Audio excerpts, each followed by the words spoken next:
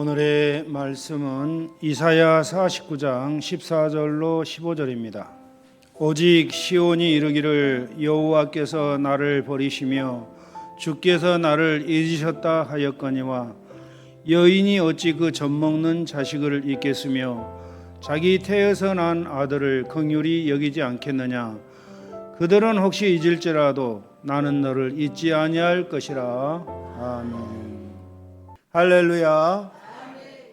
오늘도 하나님의 풍성하신 사랑과 위로와 은혜가 우리 모두에게 넘치시기를 주의 이름으로 축원드립니다.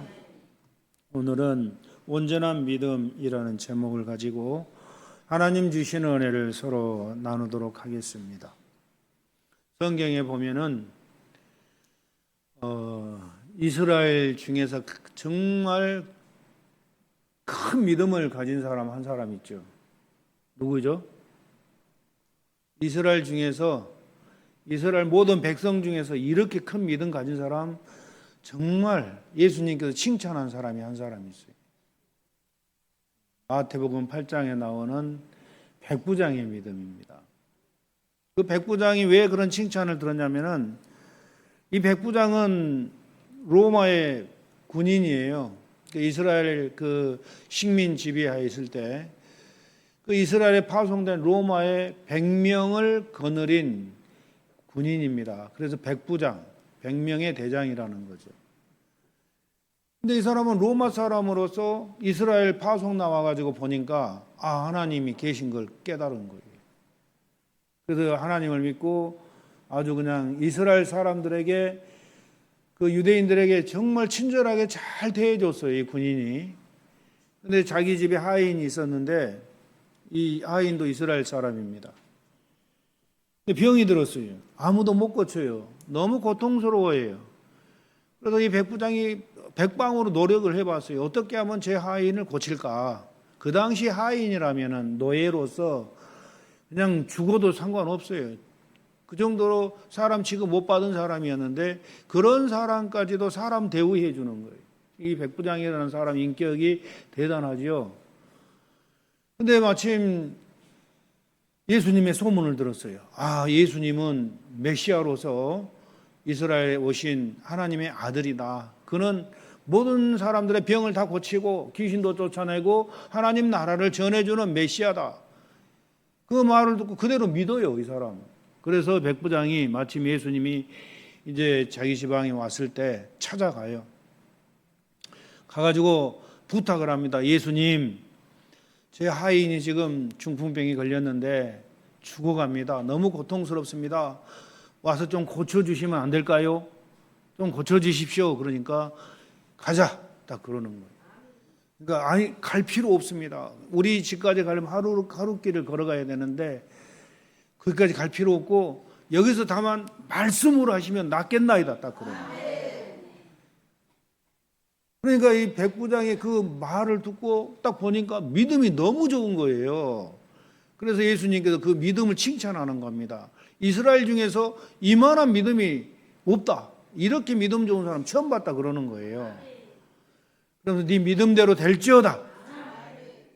하니까 그 순간 자기 하인의 모든 그 불치병이 나아버렸어요.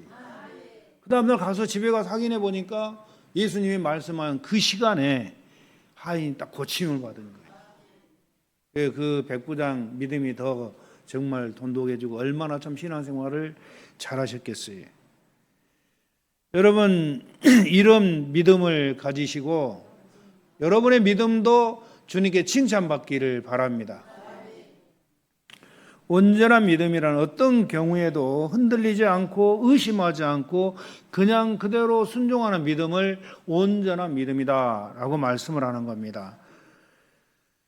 우리가 하나님을 기쁘시게 하는 첫 번째도 믿음이에요. 하나님을 기쁘시게 하는 자는 믿음이 있어야 돼요. 믿음, 하나님을 믿는 믿음. 믿음 없이는 아무것도 할 수 없고 믿는 자를 하나님이 기뻐하시는 겁니다. 믿는 자를 예수님께서 또 제일 기뻐하신다고 말씀했어요. 온전한 믿음이란 어떤 믿음인지를 구체적으로 이 시간 살펴보므로 하나님이 주시는 은혜를 같이 나누도록 하겠습니다. 이 첫 번째로 온전한 믿음이라는 것은 말씀을 실천하는 믿음이에요. 말씀을 실천하는 믿음. 야고보서 2장 14절 이하에 보면은 내 형제들아 만일 사람이 믿음이 있노라 하고 행함이 없으면 무슨 이익이 있으리요. 그 믿음이 능히 자기를 구원하겠느냐. 만일 형제나 자매가 헐벗고 일용할 양식이 없는데 너희 중에 누구든지 그에게 이르되 평안히 가라 더욱게 하라 배부르게 하라 하며 그 몸에 쓸 것을 주지 아니하면 무슨 이익이 있으리요. 이와 같이 행함이 없는 믿음은 그 자체가 죽은 것이다. 이렇게 말씀을 합니다. 하나님의 말씀을 그대로 믿고 실천할 때 온전한 믿음이라고 할 수 있어요. 여러분, 우리가 세상살이 이치를 어느 정도 알고 있지만 그는 아는 것으로 끝나기 때문에 축복된 삶을 우리가 이루어지지 않고 있다라는 거죠. 중요한 것은 하나님의 말씀을 깨달아 알면은 그 우리의 삶에 그대로 실천하며 적용할 때, 그러면 행할 때 하나님께서 우리에게 축복을 주시는 겁니다. 또 받아 누릴 수가 있는 거예요. 지식으로만 알고 있어서는 절대 하나님의 복을 받을 수가 없어요. 믿음이 좋다는 것은 그냥 마음으로 믿고 있다는 말이 아니라 그 말씀대로 행할 때 믿음이 좋다고 하는 거예요. 여러분 믿음이 참 좋습니다 한 것은 그냥 마음으로 믿고 있는 걸 얘기하는 게 아니에요.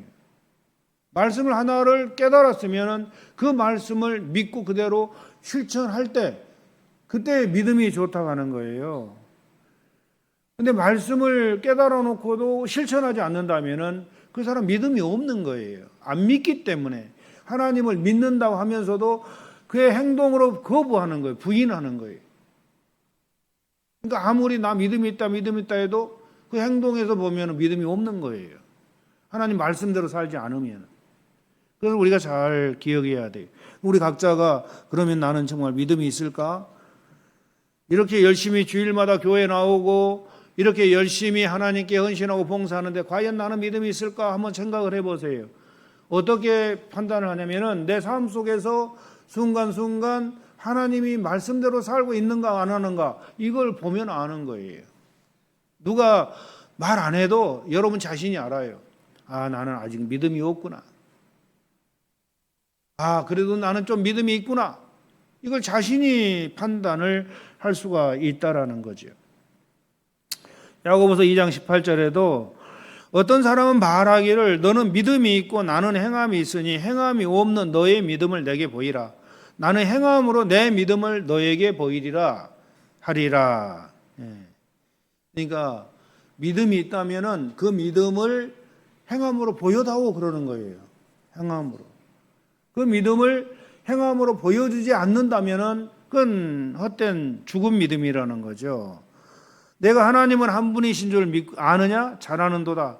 귀신들도 믿고 떠느니라 그랬어요. 귀신들도 안다라는 거예요. 하나님을. 그러면서 허탄한 사람아 행함이 없는 믿음이 헛것인 줄 알고자 하느냐? 그러니까 우리가 믿는다고 하면서도 행동이 따르지 않는다면 그 믿음은 헛된 믿음이라는 겁니다. 믿음이 없다라는 거예요. 믿음이 없다라는 건 뭐예요? 구원 못 받았다라는 거예요. 교회에 나와도 구원 못 받았다라는 거예요. 교회에 왔다 갔다 해도 구원 못 받은 사람이 얼마나 많은지 알 수가 없어요. 교회에 나온다고 구원 받은 게 아니에요. 마음으로 예수 그리스도를 영접하고 그 말씀대로 사는 자가 구원을 받는 거예요. 그래서 우리가 착각을 하는 거 있는데 믿기만 하면 다 됐다. 한 번 구원은 영원한 구원이다. 이거 잘못된 교리라는 거예요. 그래서 우리가 잘 알아야 됩니다. 이 세상에는 말만 많은 사람들이 있는가 하면은 말은 없어도 누가 알아주든 알아주지 않든 조용히 열심히 일하는 사람들이 있습니다. 하나님께서는 말 많은 사람 인정하지 않아요. 말은 없어도 그대로 실천하는 사람, 이런 사람을 하나님이 기뻐하시죠. 말만 하지 아무것도 하지 않는 사람은 헛된 믿음을 가진 사람입니다. 이들을 가리켜서 허탄한 사람아라고 말하는 거예요. 이 성경에는 행함이 있는 믿음으로 하나님을 기쁘시게 한 사람들이 많죠. 그 히브리서 11장에 보면은 전체가 하나님을 믿고 행한 사람들을 그게 쫙 다 나와 있어요. 그 11장에 보면 히브리서.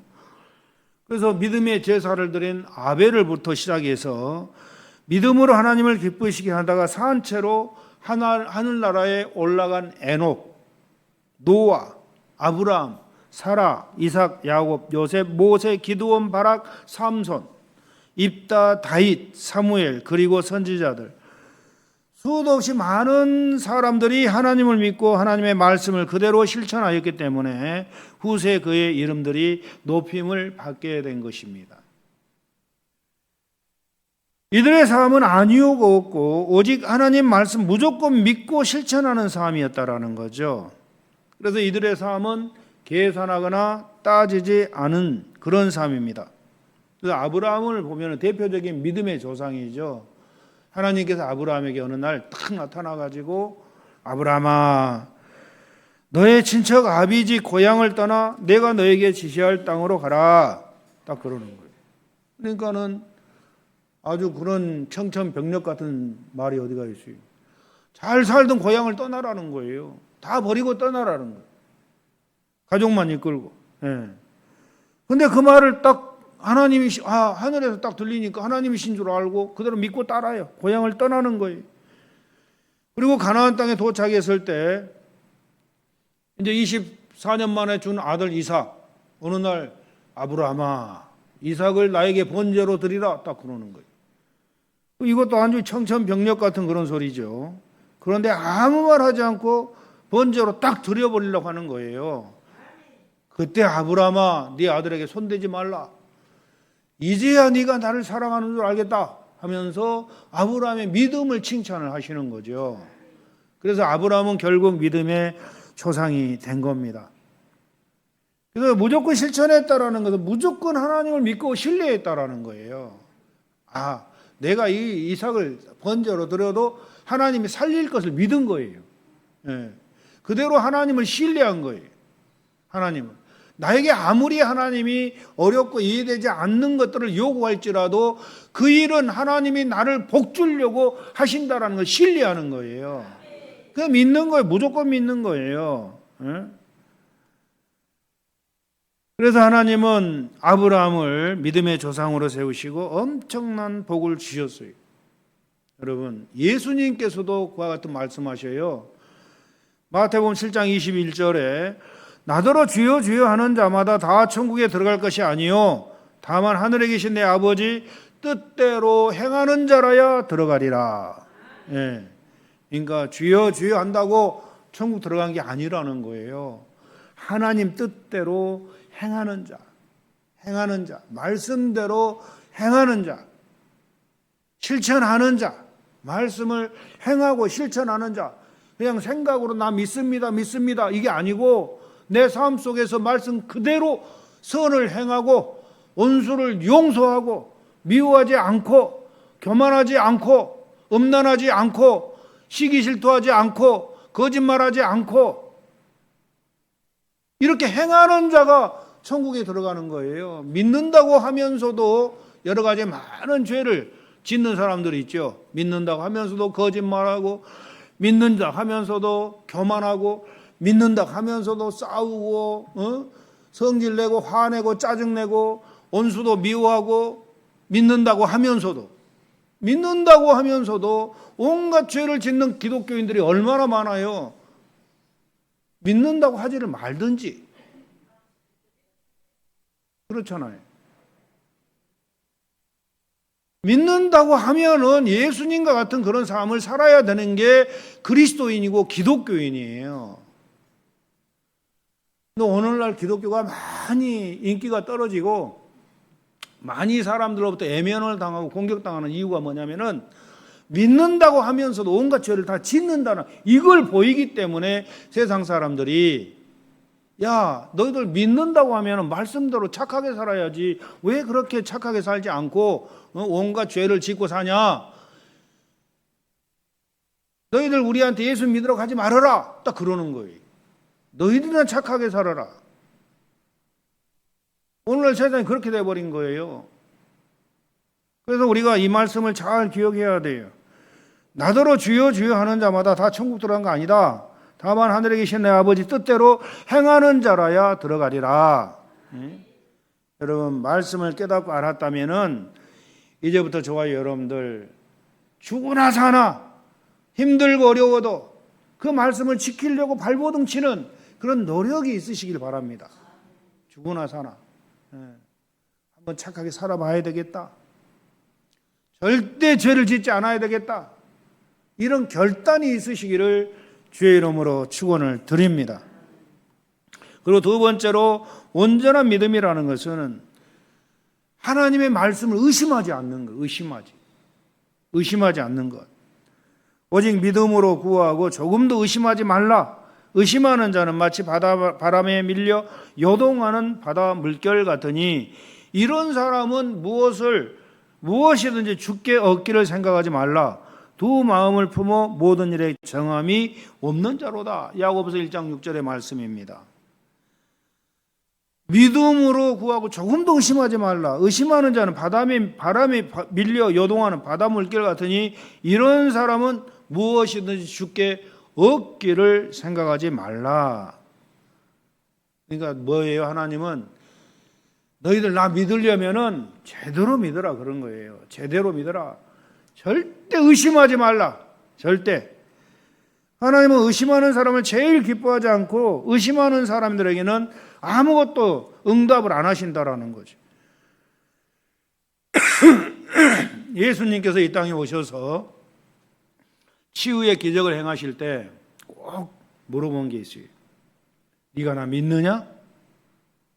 믿느냐 그래요. 믿느냐? 예, 믿습니다. 하면은 그때 기적을 나타내 주셔요. 그때 그의 병을 고쳐 주시는 거예요. 그러나 긴가민가하고 믿을까 말까? 정말 믿어야 되나 말아야 되나? 이런 생각을 하는 사람 절대 기적을 안 나타내요. 절대. 그래서 하나님은 예수님은 항상 의심이 있는 그곳에는 기적을 행하지 않았어요. 마가복음 6장 4절에 보면은 예수께서 저희에게 이르시되 선지자가 자기 고향과 자기 친척과 자기 집 외에서는 존경을 받지 않음이 없느니라 하시며, 그러니까 이건 무슨 말씀이냐면은 예수님께서는 나사렛 동네에서 태어나셨잖아요. 태어난 게 아니고 그곳에 자라셨잖아요. 베들레헴에서 태어나고 나사렛 동네에서 자랐어, 어린 시절을. 그러니까 예수님 고향 사람들은 어려서부터 예수님과 함께 자랐고 함께 지내다 보니까 다른 사람과 같은 사람으로 생각해서 그 동네 사람들은 예수는 마리아의 아들이고 요셉의 아들 아니냐? 예수는 우리 사촌간이고 우리 친척 아니냐? 그 나사렛 조그만 동네에서 같이 자랐기 때문에 그 동네 사람들은 다 똑같은 평범한 사람으로만 알고 있었던 거예요. 예수님이 어떤 사람인가를 몰랐어요. 어떻게 말 안 하면 어떻게 알겠어요? 말해도 잘 믿지 않는데 말 안 했으니까 모르는 거예요. 그래서 예수님께서 이제 공생에 시작할 때 30세가 돼가지고 공생에 시작할 때 기적과 이사를 행하며 하나님 나라 복음을 전파할 때 동네 사람들이 깜짝 놀라는 거예요. 아니 저 사람이 어디서 배운 것도 없는데 왜 저렇게 잘 알지? 저 사람은 우리 동네 사람이고 저 사람은 우리하고 사촌간이고 우리의 친척 아니냐? 근데 어떻게 기적을 행하지? 깜짝 놀라는 거예요. 혹시 저 사람 잘못된 거 아닌가? 이런 식으로. 예수는 마리아의 아들, 요셉의 아들, 친척인데 왜 메시아라고 하는가? 저 메시아라고 하는 뭐 이스라엘 구원하러 온 구원주라는 거예요. 예. 근데 이해가 안 되는 거예요. 같은 동네에 살았으니까. 믿어지지가 않는 겁니다. 믿어지지가 않는 거예요. 그래서 제가 생각할 때도 이해가 되는 거예요. 나부터도 같이 태어나고 같이 자랐는데 어떻게 자기가 메시아냐고 그런 의심이 들 것 같아. 저부터도. 왜냐하면 그 영적인 내막을 모르니까. 사람이 의심하게 되는 이유는 마귀가 옆에서 의심하게 유혹을 하기 때문이에요. 의심하게 되는 이유는 하나님께서 하시는 일을 의심하게 해가지고 하나님의 축복을 받지 못하도록 하기 위할 목적으로 의심하도록 역사를 하는 겁니다. 의심하게 하는. 그 대표적인 예가 에덴 동산에서 그 마귀가 하와를 유혹하는 장면이 나옵니다. 마귀가 하와에게 와가지고 그 아담에게 왔더라면은 아마 안 넘어갈 것 같으니까, 넘어가지 않을 것 같으니까 그 부인 하와에게 와가지고 유혹을 하는 거예요, 마귀가. 그래서 하와에게 와가지고, 하와야, 정말로 하나님이 저 동산 중앙에 있는 실과 저 선악과를 먹지 말라고 하더냐? 그러니까 먹으면 죽으리라 했다. 그러니까 마귀가 하는 말이 아니야, 거짓말로. 이제 그때부터 유혹을 하는 거예요. 결코 죽지 않아. 너희가 그것을 먹는 날에는 너희 눈이 밝아져 가지고 하나님과 같이 되어 선악을 알 줄을 하나님이 아신다. 예? 그렇게 유혹을 하는 거예요. 너희 눈이 밝아 가지고 하나님 같이 될 거야. 그래 먹어도 괜찮아. 이렇게 거짓말로 유혹을 합니다. 하와가 그 선악과를 보니까 보암직도 하고 계속 유혹을 해오니까 먹음직스럽고 보기에 탐스럽게 생긴 거예요. 그래서 에이 한번 따먹어 보자 하고 딱 따가지고 자기도 먹고 남편에게 준 거예요. 같이 먹었어요. 의심하게 해가지고 하나님의 말씀을 의심하게 해가지고 따먹게 해버린 거예요. 완전히 하나님께 큰 죄를 범하게 만든 거예요. 그래서 거기서 쫓겨나게 되고, 그때부터 인간으로 태어난 모든 사람들은 온갖 불행 속에서 세상을 살게 되는 거예요. 태어난 것 자체가, 이 세상에 태어난 것 자체가 아담과 하와로부터 물려받은 그 죄성, 마귀적인 그 성질 때문에, 불순종해서 마귀의 유혹을 받는 순간 마귀적인 성질이 그들 안에 들어오게 되고, 그 마귀적인 성질을 가지고 이 세상을 살게 되는 거예요. 그때부터 온갖 불행한 일이 인간 세상에 발생하게 되는 거죠. 여러분, 하나님의 말씀을 믿지 못하도록 의심하게 해가지고 결국 하나님을 배반하게 하였던 거죠. 이처럼 의심은 하나님의 축복을 가로막는 그런 일을 하게 합니다. 의심은 불신앙이고 기도의 응답을 가로막는 아주 나쁜 마음 상태고, 조금이라도 의심하면은 하나님의 도우심을 받지 못합니다. 온전한 믿음이라는 것은 이처럼 의심하지 않는 믿음, 하나님 말씀 그대로 100% 믿어버리는 거예요. 이 성경의 말씀을 하나님이 나에게 주시는 말씀으로 100% 믿어버리는 거예요. 아멘. 예수님께서 치유 기적을 행하실 때 믿음이 있는가 없는가 그거 보시고 치유하신 것처럼 그 믿음이 대단히 중요하죠. 특별히 하나님의 사랑을 의심하지 말아요. 저와 여러분들은 그 하나님의 사랑을 의심하면 안 돼요. 오늘 본문의 말씀에 오직 시온이 이르기를 여호와께서 나를 버리시며 주께서 나를 잊으셨다 하였거니와 여인이 어찌 그 젖먹는 자식을 잊겠으며 자기 태에서 난 아들을 긍휼히 여기지 않겠느냐. 그들은 혹시 잊을지라도 나는 너를 잊지 아니할 것이다. 우리는 흔히 좁은 생각으로 우주보다 넓고 크신 하나님의 사랑을 의심할 때가 많다라는 거예요. 하나님의 사랑을. 그러니까 언제 의심하냐면 여러분이 심한 고통을 당할 때, 여러분 삶에 고난이 왔을 때, 그때 하나님의 사랑을 의심하기 쉽습니다. 하나님, 내가 왜 이렇게 하나님을 열심히 섬겼는데 나에게 이런 고통과 고난이 왔습니까? 정말 하나님 살아 계십니까? 의심하게 되는 거예요. 의심하게 되는 거예요. 또 범죄했을 때 하나님이 나 같은 죄인도 사랑하실까? 하나님께 내가 하나님 말씀대로 못 살고 이렇게 형편없이 살았는데 하나님이 나 같은 사람을 사용하실까? 하고 의심하는 거예요. 또 기도의 응답이 늦어질 때 하나님은 그러면 그렇지, 나 같은 사람 기도 들어줄 리가 없지. 기도가 어떤 사람은 기도하기만 하면 탁 들어주더니만 내 기도는 안 들어줘. 하나님이 내 기도는. 기도가 응답이 늦은 경우도 있잖아요, 그죠? 기도 응답이 굉장히 더딘 경우가 많아요.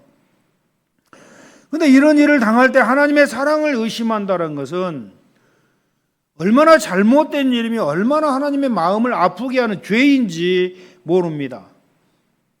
오늘 본문에도 말씀해도 너희 부모는 너희를 잊어버릴지라도 하나님이 나는 너희를 결코 잊지 않는다. 그렇게 말씀을 그 정도로 말씀해요. 그 정도로 나는 너희들을 사랑하고 있다. 이 말씀이에요.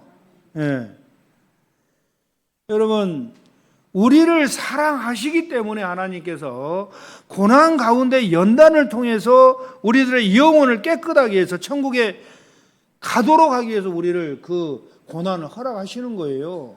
그리고 여러분, 이 땅에서 하나님이 우리를 연단해서 그렇게 만드는 이유가 뭐예요? 이유가 천국에서 저와 여러분들 또 해야 할 일들이 있어요. 그 해야 할 일들을 맡기려면은 이 땅에서부터 여러분들의 영혼을 깨끗하게 씻겨서 의지적인 그런 사람으로 만들어서 천국 들여보내려고 그러신 거예요. 그러니까 여러분을 천국에서 사용하시려고 이 땅에서부터 준비하신 하나님이세요. 그냥 무조건 천국만 들어가기 위해서 깨끗하게 하는 게 아니라 천국에서 여러분들이 해야 될 일들이 있어요. 전부 다 각자가 천국에 가면은 그럼 그곳에서 일을 하려면 이 땅에서 준비를 해야 돼. 준비를. 그 준비를 하기 위해서는 고난 가운데 여러분들 연단을 통해서 영혼력이 정결해짐으로 준비가 이루어진다라는 그런 사실입니다.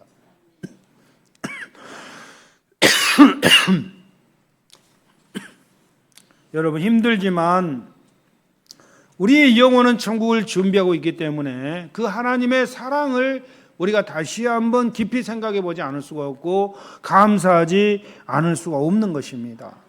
여러분, 힘들고 어려워도 지금 하나님께서 나를 지극히 사랑하시고 계신다는 이 사실을 믿으시기 바랍니다. 그리고 의심하지 마시기 바랍니다. 내가 이렇게 고난 당하는 것은 하나님이 나를 사랑하는 거야. 이렇게 믿으시라니까요. 그냥 괜히 고난 당하는 것 때문에 원망하고 짜증내고 불평 불만하지 말고 죄 짓지 말고 이 고난 가운데서도 하나님이 나를 사랑하시는구나. 내가 이런 고난을 당하고 이런 어려움을 당하는 건 하나님이 나를 사랑하시는구나. 좀 힘들게 진짜 고통스럽게 어려움 당할 때는 진짜 정말로 크게 사랑하는구나. 이렇게 생각하시라는 거예요. 이렇게. 어떻게 하나님이 그럴 수가 있어? 어떻게 하나님이 나를 그럴 수가 있어? 이렇게 절대 의심하지 마시기 바랍니다. 절대. 예. 그래서 하나님의 생각과 우리가 그 뜻을 잘 모르기 때문에 의심하고 하나님의 마음을 슬프게 할 때가 있어요. 여러분, 하나님은 지금도 여러분 엄청나게 사랑하고 계시는 거예요. 부모가 자식 사랑하듯이 그보다 더 사랑하고 계시는 거예요. 자식이 죄 짓고 들어와도 부모의 마음은 안타깝고 불쌍한 거예요. 너 왜 지었어? 죄 지었어 이 나쁜 놈아 하고 밀쳐내는 게 아니라 부모의 마음은 죄 짓고 들어온 아들일지라도 자식일지라도 그러면 못 써. 그러면 안 돼. 너 정말 착하게 살아야 돼. 그러나 부모 안아주는 게 부모의 마음이에요. 하나님도 마찬가지예요. 하나님의 사랑은 부모의 마음보다 더하다라는 거예요. 우리가 하나님 앞에 얼마나 많이 죄 짓고 얼마나 많이 하나님의 마음을 아프게 해드렸습니까? 그럼에도 불구하고 하나님은 끝까지 기다려주시면서 끝까지 안아주시는 거예요. 품어주시는 거예요. 하나님은 그렇게 저와 여러분들을 사랑하시는 겁니다. 그렇게 힘들다고 어렵다고 하나님 나 버리셨어? 나를 미워한 것 같아? 왜 나한테 이런 어려움을 당하게 해? 하나님이 나를 잊으셨을 거야? 절대 이런 생각하지 마시기 바랍니다. 절대. 여러분이 어떤 어려움을 당해도 어떤 고통을 당해도 하나님은 여러분을 그만큼 사랑하고 계신다라는 거예요. 그만큼. 오늘 이스라엘 백성들이 자기들이 힘들고 어려우니까 그 힘들고 어려운 기간이 길잖아요. 바벨론 포로로 잡혀가 가지고 포로 생활 70년 할 때 얼마나 힘들고 어려웠겠어요. 그래 그 포로로 잡혀간 사람도 그곳에 또 하나님을 믿고 의지하잖아요. 그런데 해방시켜줄 생각은 안 하고 70년이 다 가도록 아주 힘들고 어려우니까 하나님이 우리를 잊으셨을 거야. 하나님이 우리를 버렸을 거야 하고 한탄을 하는 그들에게 하나님께서 하시는 말씀이에요. 여인이 어찌 그 젖먹는 자식을 잊겠으며 자기 태선한 아들을 긍휼히 여기지 않겠느냐. 그들은 혹시 잊을지라도 나는 너를 잊지 아니할 것이다. 사람들은 너를 잊을지라도 나는 너희들을 잊지 않을 것이다. 그 엄청난 사랑을 여러분 마음에 새기시기 바랍니다. 여러분 앞으로 살아갈 때 힘들고 어려워도 하나님이 나를 사랑하시고 계시오. 하나님이 나를 더 좋게 하시려고 이러는 거야. 하나님 나를 복 주시려고 이러는 거야. 하나님 감사합니다. 감사합니다. 그 감사가 진심으로 여러분 마음속에 우러나오시기 바랍니다. 정말 하나님께 감사하시기 바랍니다.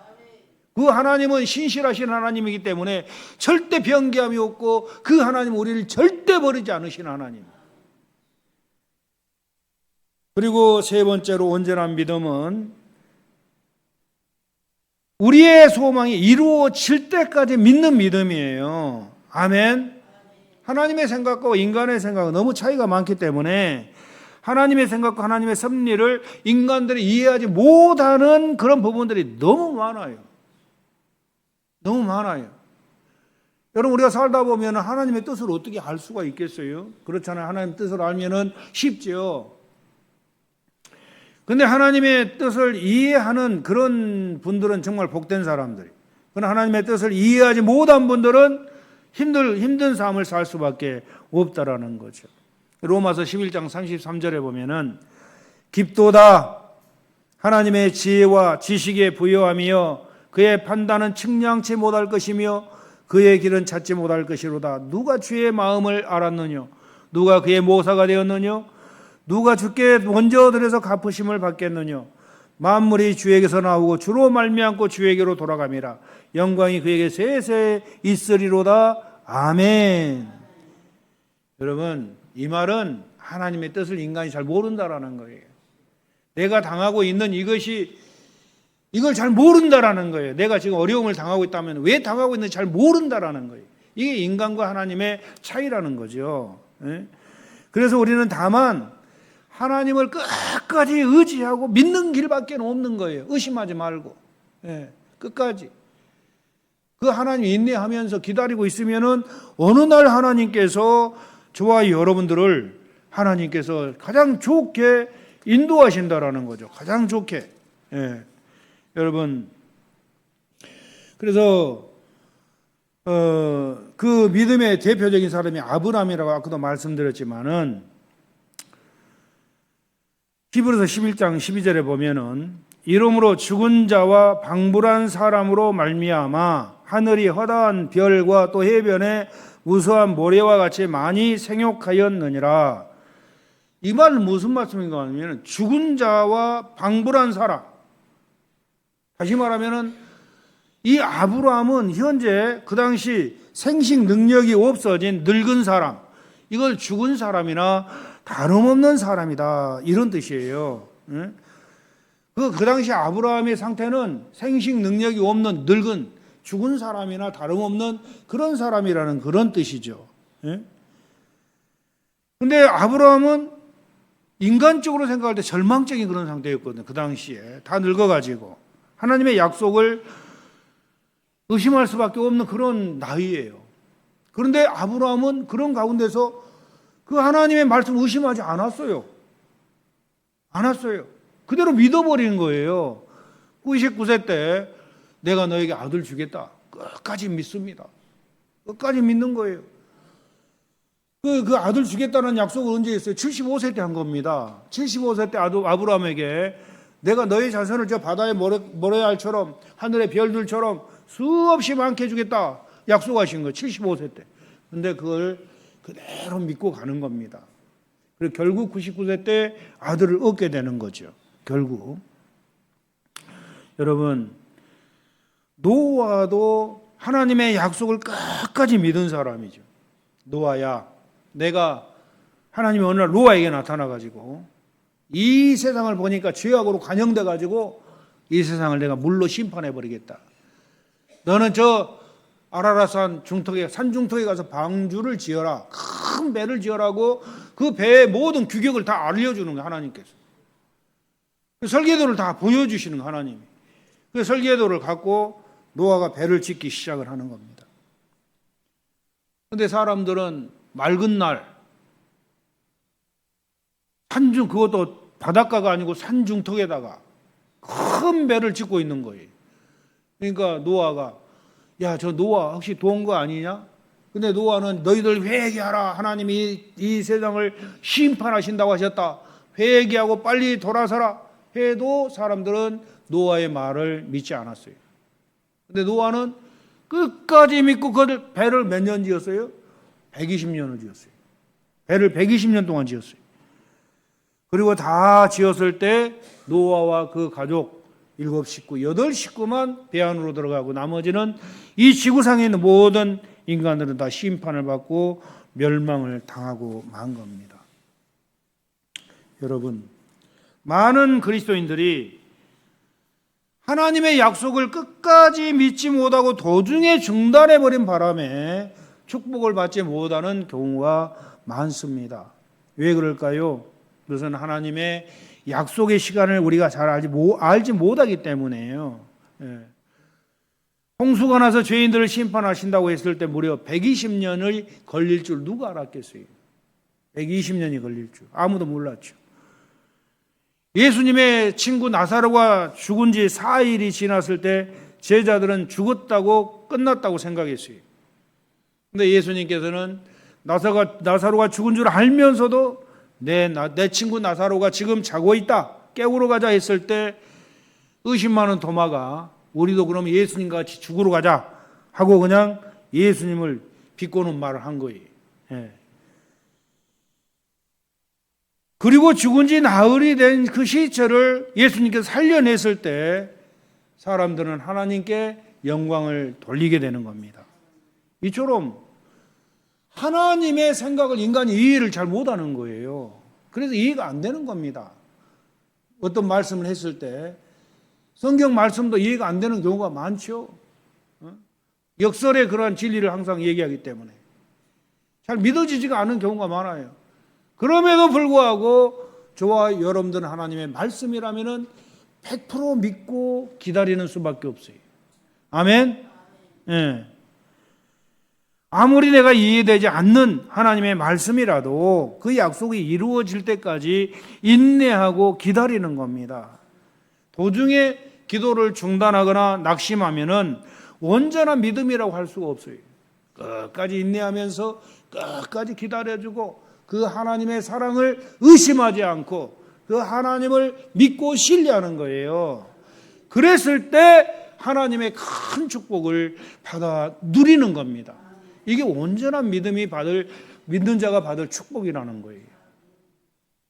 사랑하는 성도 여러분, 힘들기 어렵지라도 절망하지 마시기 바랍니다. 하나님의 약속을 믿고 기다리시기 바랍니다. 하나님의 약속에 하나님의 사랑을 의심하지 마시기 바랍니다. 이런 믿음 끝까지 지켜서 정말 하나님이 우리에게 주시려고 예비하신 그 큰 복을 받아 누리는 우리 모두가 되시기를 주의 이름으로 축원드립니다.